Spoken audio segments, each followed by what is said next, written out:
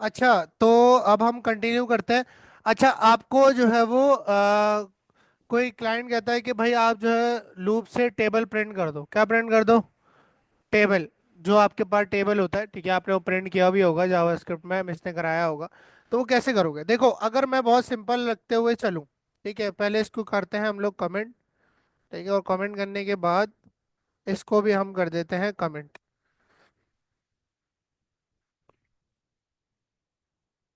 PHP का closing tag करेंगे। अच्छा, यहां पर अगर मैं टेबल लिखूं, तो टेबल कैसे लिखूंगा? मैं यहाँ पर 2 × 1 इक्वल्स 2। ऐसा ही है। अगर तुम इस चीज को डुप्लीकेट करो, ठीक है, इसके अंदर जो स्टैटिक चीजें यानी कि जो हर लाइन में चेंज नहीं हो रही, उनमें क्या है? उनमें एक एक्स है और एक इक्वल साइन है, ठीक है, और ये 2, यानी कि जो टेबल का नंबर होगा वो यहाँ पर। अब इधर गिनती चेंज होगी, 1 2 3 4 5 6 7 एंड सो ऑन, और यहाँ पर भी आउटपुट चेंज होगा, आउटपुट चेंज होगा, ऐसा ही है, 8 and so on.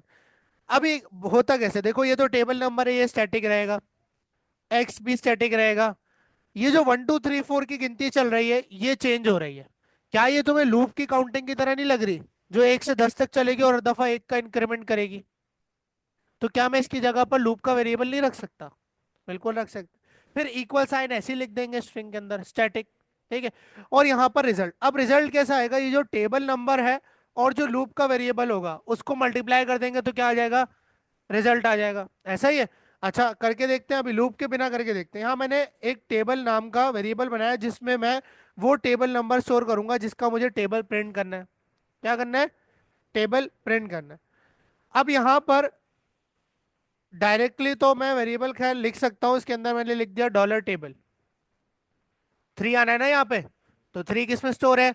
$Table, x का साइन आ गया और 1। अब इसको 1 ही रहने देते, इसको 1 ही रहने देते, और यहाँ रिजल्ट में आते हैं। अब यहाँ रिजल्ट में स्ट्रिंग के अंदर नहीं लिख सकता, तो यहाँ पर मैं कॉन्केट करूंगा। क्या करूंगा? कॉन्केट करूंगा, और कॉन्केटिनेशन में मैं ब्रैकेट के अंदर लिख देता हूँ टेबल, जो $टेबल है उसके साथ मल्टीप्लाई कर दो 1 को। किसको मल्टीप्लाई कर दो? 1 को। तो 3 × 1 इक्वल्स टेबल मल्टीप्लाइड बाय 1। क्या आएगा? 3 × 1 = 3। लेट्स सी आता है नहीं आता? रिफ्रेश किया, आ गया। ठीक है, अच्छा आगे चलते इसी को। अच्छा, इसके साथ आपको BR भी लगाना पड़ेगा कॉन्केट करके, और इसको कंट्रोल D से नीचे लिया है। टेबल 2 अभी स्टैटिक कर रहे हैं, ठीक है, अभी लूप से नहीं कर रहे। यहाँ पर क्या आ जाएगा? 3 × 2 = 6। देखो, हमने यहाँ 1 से मल्टीप्लाई किया, फिर 2 से किया। अब ये काउंटिंग हमें लूप के अंदर चाहिए। देखो, टेबल नंबर भी मिल गया, एक्स हम ऐसे ही लिखेंगे, इक्वल्स भी ऐसे ही लिखेंगे, बस हमें ये काउंटिंग चाहिए 1 2 3 4 5 6 जो भी है। ये हम चलाएंगे किसमें? लूप में। किसमें चलाएंगे? लूप में। तो यहाँ आ जाएंगे और यहाँ पर एक फॉर का लूप लगाऊंगा, और मैंने कहा डॉलर, इसको क्या बोलेंगे? है, आई कह देते हैं। क्या कह देते हैं? आई। और हमारे पास 1 से चलेगा टेबल, और कहाँ तक चलेगा? << 10 तक। और $i क्या होगा? Plus plus. अब जैसे ये हुआ, तो आपको ये सब करने की अब जरूरत नहीं है, आपने जो है वो इसको कॉपी किया और यहाँ पर कर दिया पेस्ट। पेस्ट कर दिया। अब यहाँ पर आपको क्या पास करना है? $i। ऐसा ही है, $i। और यहाँ पर भी आप क्या पास करोगे? $i। क्योंकि अब आपके पास 1 2 3 4 की गिनती किस में आ रही है? इसमें। हर दफा रिपीट होगी। चेक करते हैं भाई, क्या मेरे पास 3 का टेबल प्रिंट होगा? हो गया। बात समझ आई? क्या नहीं समझ आया?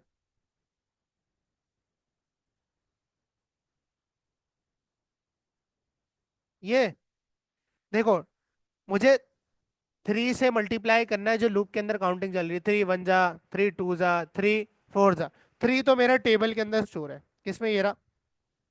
ऐसा ही है, इसको हटा देते हैं। किसमें स्टोर है? टेबल के अंदर। और जो 1 2 3 4 5 6 7 8 की जो गिनती आ रही है वो किस में आ रही है? $i में आ रही है हर दफा। तो उसको मल्टीप्लाई कर दिया तो रिजल्ट आ जाएगा ना, ये जो रिजल्ट आ रहा है। हर दफा नया नंबर आएगा, वो 3 से मल्टीप्लाई हो जाएगा 10 तक। ठीक है। है, 100 कर दो, 100 तक आ जाएगा।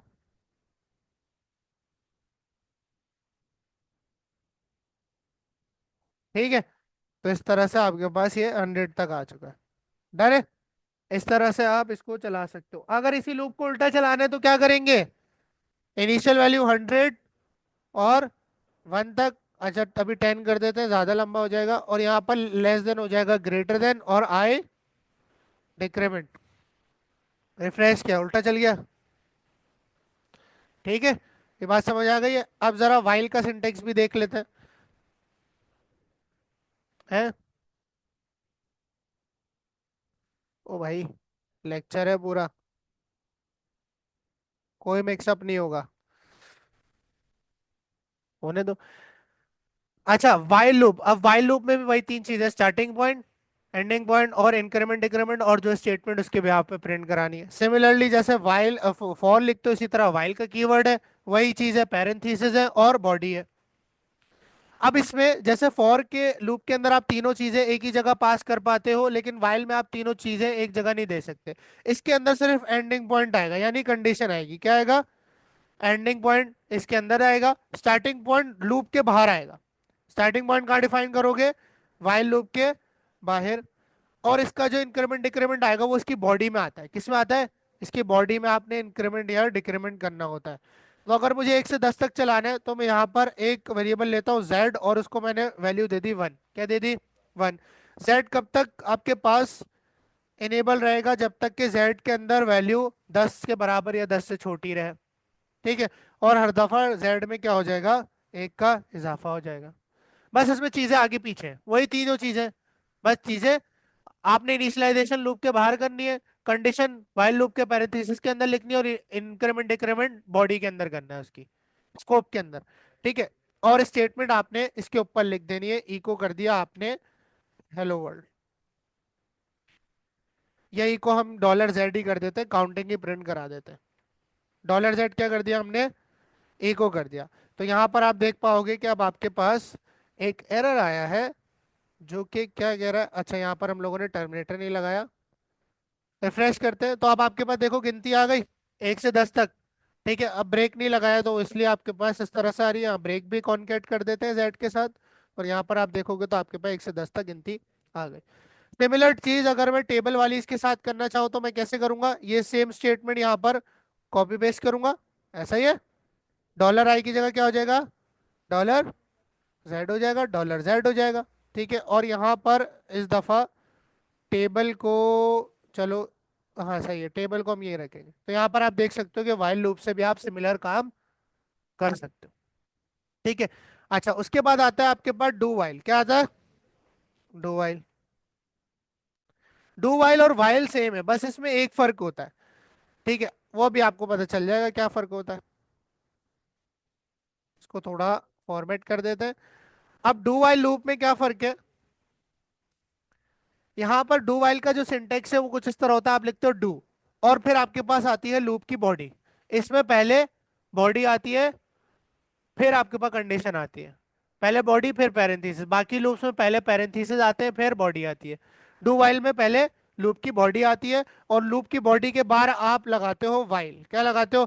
वाइल। इसलिए हम इसको कहते हैं पहले डू फिर वाइल। वाइल मतलब जब तक, वाइल यानी जब तक। हाँ, कंडीशन वाला सीन है। ठीक है, अब इसमें भी यही चीज है कि जैसे वाइल के अंदर इनिशियलाइजेशन बाहर की है, इसमें भी बाहर होगी। मैंने यहाँ के नाम का एक वेरिएबल बनाया, उसको मैंने 1 वैल्यू दे दी।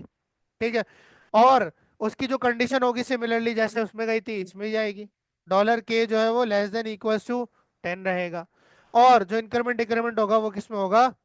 बॉडी में होगा। वही सेम चीज है, बस सिंटेक्स का आगे पीछे।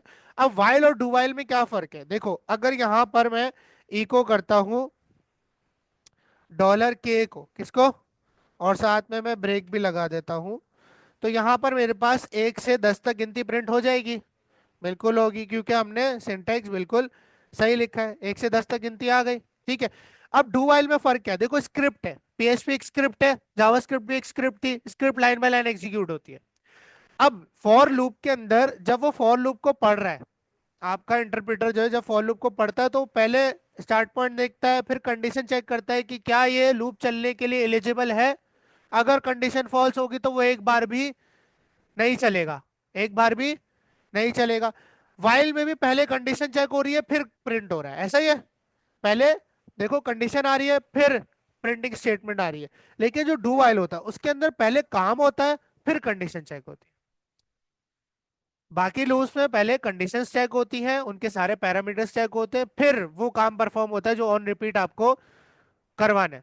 लेकिन जो आपके पास डू वाइल लूप है उसके अंदर पहले आपके पास काम होता है, फिर कंडीशन चेक होती है। तो इसमें ये होता है कि आपके पास, इसको कहते हैं हम, कुछ लोग इसको जज्बाती लूप भी कहते हैं। ठीक है, कुछ ऐसा होता है ना कि भाई आपको काम नहीं करना था फिर भी आपने कर दिया गलती से। ठीक है, तो अगर इसकी कंडीशन फॉल्स भी हो जाती है तो एक बार चलता है। कितनी बार चलता है? डू वाइल लूप की अगर कंडीशन फॉल्स भी है तो एक बार तो चलेगा ही चलेगा। देखो अगर मैं यहाँ पर के की वैल्यू 11 कर दूं, क्या कर दूं? 11। अब मैं कह रहा हूँ डॉलर के जो है वो छोटा या बराबर होना चाहिए 10 के। ना ही 11 छोटा होता है 10 से, ना बराबर होता है। तो ये क्या है? कंडीशन फॉल्स, यानी कि इसको एक भी दफा प्रिंट नहीं करना चाहिए, लेकिन ये एक दफा प्रिंट करेगा,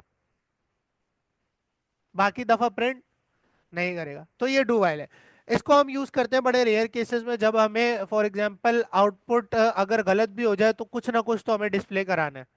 जब हम इसका यूज करें कि एक दफा वो चीज तो चली जाए, काम मेरा एक दफा तो कम से कम परफॉर्म हो, भले 10 दफा ना हो, एक दफा तो चले। तो इसका ये मतलब है डू यानी करो, वाइल जब तक ये कंडीशन ट्रू है, यानी कि पहले करो फिर कंडीशन चेक करो। और अगर ये आपके पास कंडीशन ट्रू होगी तो आपके पास जितनी बार आप दोगे उतनी बार ये चलेगा। बात समझ आ गई है? वाइल और डू वाइल में फर्क समझ आ गया? वाइल में पहले कंडीशन चेक होगी फिर काम होगा, डू वाइल में पहले काम होगा फिर कंडीशन चेक होगी, क्योंकि आई पहले सिंटेक्स में डू रहा है ना?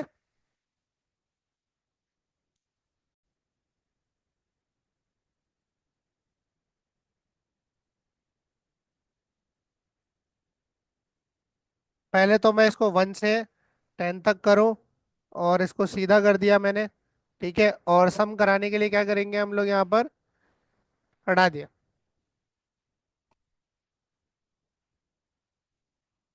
+1 लगा दो।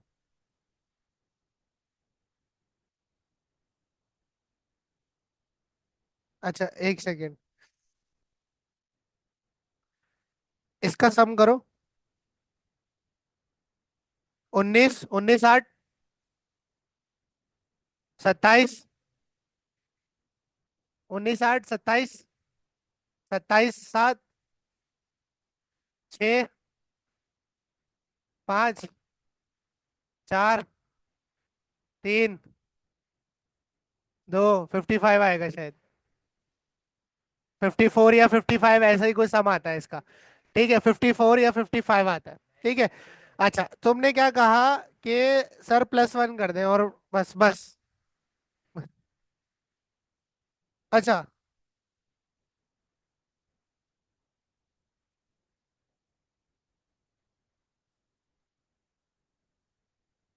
बाकी सबको कमेंट कर देते हैं ताकि क्लियरली हम इसको फोकस कर पाए।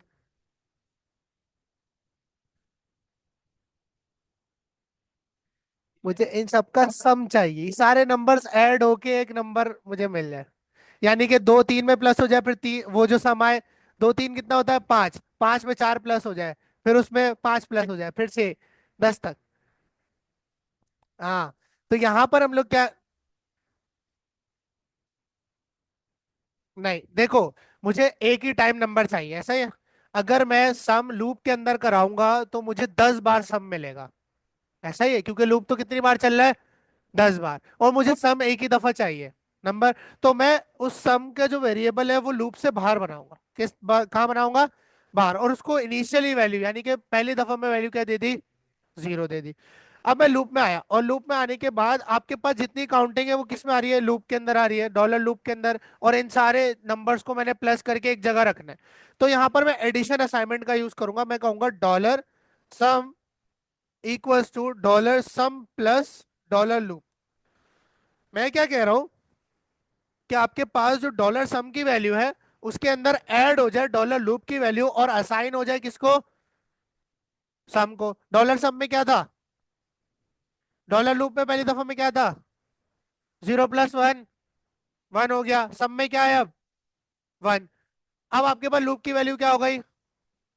2। 2 क्या हो गई? 2। और सब में क्या रखा है? 1। 1 + 2 कितना होता है? 3। सब में कितना आ गया? सब में क्या आ गया? 3। सब में क्या है? अब लूप में क्या है? 3। लूप में क्या है? 3। सब में भी क्या है? 3। 3 + 3 6। सब में क्या आ गया? लूप में क्या हो गया? 4।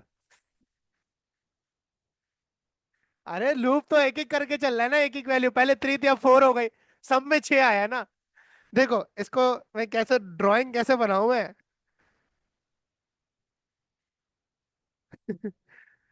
बस ये होगा कि हमेशा जो है ना, सम की पुरानी वैल्यू में लूप की जो नई वैल्यू है वो ऐड होके उसी को मिल जाएगी सम को। और मैं लूप के बाहर इसको प्रिंट करा दूंगा इको सम।